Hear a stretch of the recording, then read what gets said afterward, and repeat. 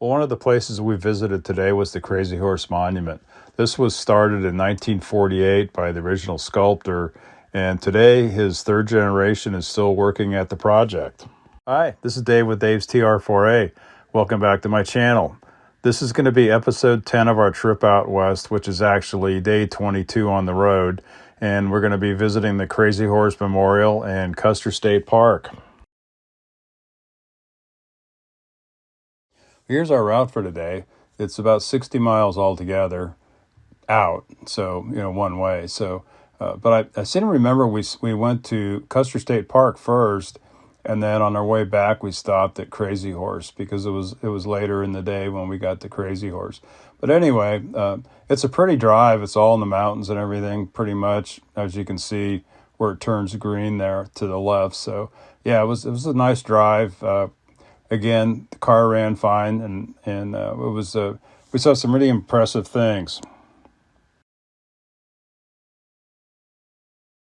I don't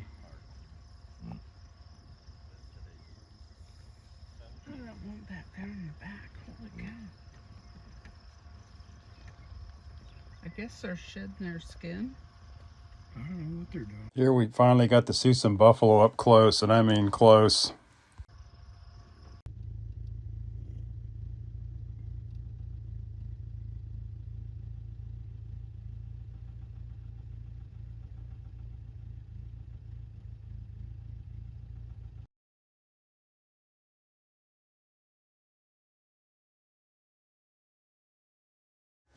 This is one of the visitor centers at Custer State Park. This is after we went past all the buffalo and everything.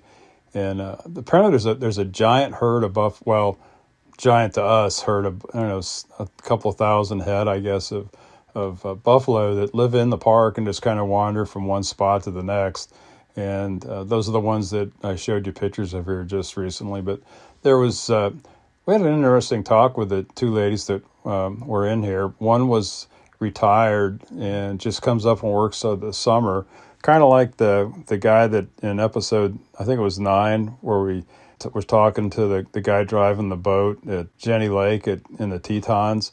What a cool way to spend the summer. It's too bad that we live so far away. I'd kind of be tempted to do that. I wanted to mention one thing before we left the park. One of the rangers had said that every year they have they call a buffalo roundup. They usually get about 1,500 buffalo to go through and they basically are sorting them out and seeing how many calves they have and all that. But they said that they don't normally herd up the bulls because they're just too aggressive. It's probably more like, like I said, about 2,000 or 2,500 head that are in the park altogether, including all the bulls and everything. But yeah, it was pretty cool. And they do allow visitors to come in during the roundup, so that'd be kind of fun to see. It's in late September. Here's the route back from Custer State Park to the Crazy Horse Memorial. It's 17.1 miles. That's not bad at all. So 40 minutes when we'll be there. So the sculptor, I'm going to butcher this name. I just put it up here so you can see. Feel free to interpret it yourself.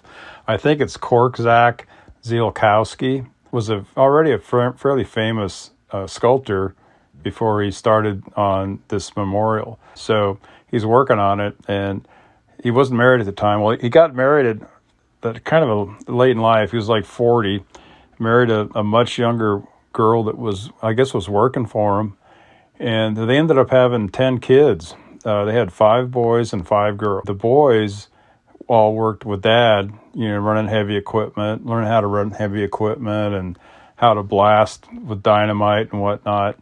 And the girls worked in a dairy farm along with Mom. He came up with the idea of creating a dairy farm to generate some more cash flow to help fund his operation here. So, and now apparently they're on the 3rd generation of family members that are actually working on this monument. Mom and Dad have long passed away. So anyway, we're driving on a bus, a big old ex-military bus, down about a quarter of a mile dirt road from the visitor center to the actual monument. It's I think it was about $15 or something to get in at the gate, and then they have a movie theater in the visitor center that shows the history of the family and how they started this and everything. So anyway, here we're driving up to the monument. Well, there's about as close as we got, but you can see at the very top there, you can just make out the guardrails that are going around the outside on the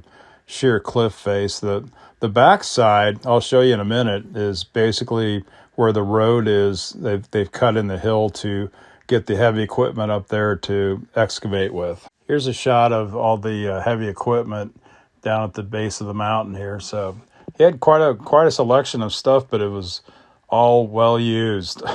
Here's the rear of the mountain. You can just make out the cut in the back there of the road going up to the top. That's basically how like I said, they get all the heavy equipment up there and get rid of all the rubble and everything after they blast. Well, I'm going to end episode 10 here. Thanks for watching so far. And this is basically where every couple on the bus traded cameras with every other couple to take pictures of them at this monument.